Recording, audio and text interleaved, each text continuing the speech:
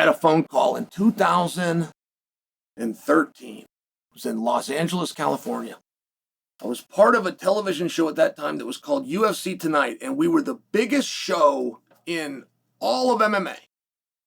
Now, in fairness, we were the only show in MMA, but I'm participating.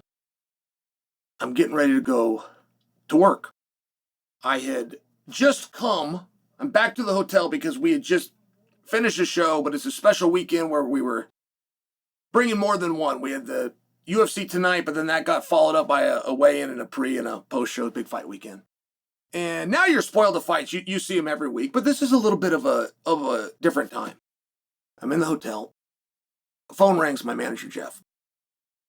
And he says, Chael, I just got off the phone with the Nevada State Athletic Commission. Your test results have come back. And they found, and he's listing for me what was found in my system. And I remember there being silence on the phone.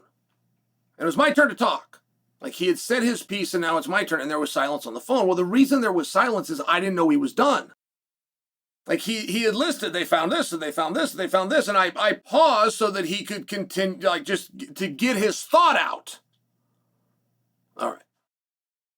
It turned out there was only 3 things. It's done and it's my turn to talk. But he came from it from a bewilderment standpoint, like, Chael, these things are against the rules. Yeah. Well, how would have these been in your system? Well, I put them there. But you can't do it. They won't license you. You're in really big trouble. Yeah, I was hoping nobody would find out. Like, I mean, I remember how this conversation went. I remember when the gig was up. The gig was up. There wasn't anything to say.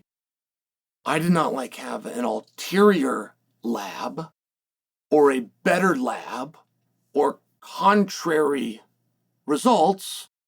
It was a very scientifically thing done through a urine and blood analysis at the most respected lab in the world. The gig was up. But he was confused. Jeff was genuinely confused. And I'm just wondering from Conor's perspective. I'm wondering from his team's perspective.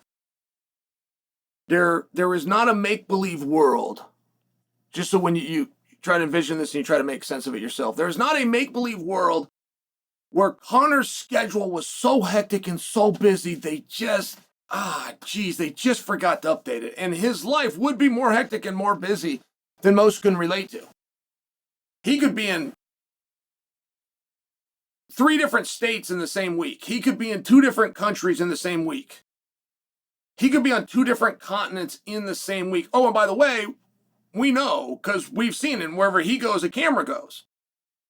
Whether it was on TV working or he brought us something on social media, like this is a guy that's on the move. His whereabouts would be more complicated than somebody else, but you still have a team that is doing them.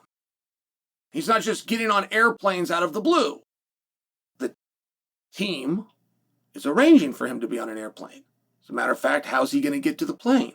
The team would help to arrange that transportation. Well, what hotel is he going to stay at? It's not, Conor doesn't land and then ask for a recommendation of where to stay. Just for example, those things are all set by the team, by the travel coordinator, if you will. So when I got the phone call from Jeff, who's relaying this information to me, and he's trying to process, because the only answer that Jeff wasn't going to accept was that Chael's guilty and Chael cheated. Chael knowingly and willfully participated in the things that he's being accused of. Like Jeff just couldn't see it that way. I broke his heart. I feel terrible about it to this day, but I'm sharing that was the life that I was living. And when I had to make this reveal to Jeff, I remember his tone. His tone when he realized that I am supposed to be in this situation. I am not offering a defense. The gig was up. And so from Conor's team's perspective. Like, there's not somebody over at Team Conor that's going to be fired. There's not somebody that was undiligent. There's not somebody that made a mistake. I don't guess. I'm guessing nobody will be fired and nobody will be brought to your attention and nobody did make a mistake. I'm guessing that they all filled the paperwork out accurately. The accurate airlines and the accurate city, state, and country and the accurate hotel. But they are going to be asking why. They're going to be turning to their clients saying, why? Why did they not find you? How did they not find you? How did they not test you? How did this happen on this date? And then 4 months later, after we discussed it, it happened again. And then the very next day. And that's one of those spots. That's one of those spots.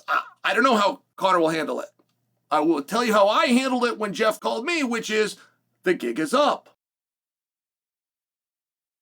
Jeff, I must reveal to you, I have been living a secret. And it is now found out. Right? Everybody can handle it their own way. And every dog gets one bite. I mean, everybody gets a pass. It's quite literally the reason why they give you 3 strikes in a calendar year. Everybody's allowed to be wrong. Everybody's allowed to be a heavy sleeper, just for example. Maybe they come at some part of the day and you whatever excuse might be, you don't even need to share it. 3 is kind of a lot. I mean, 3 is kind of a lot in a 12-month period when your one and only job is to tell them where you are. That's all you're being accused of. You're not being accused of a substance here. You're not being accused of anything other than clerically, administratively. 3 times in a 12-month period, you did not tell us where you were. And for somebody that has as elaborate of a team,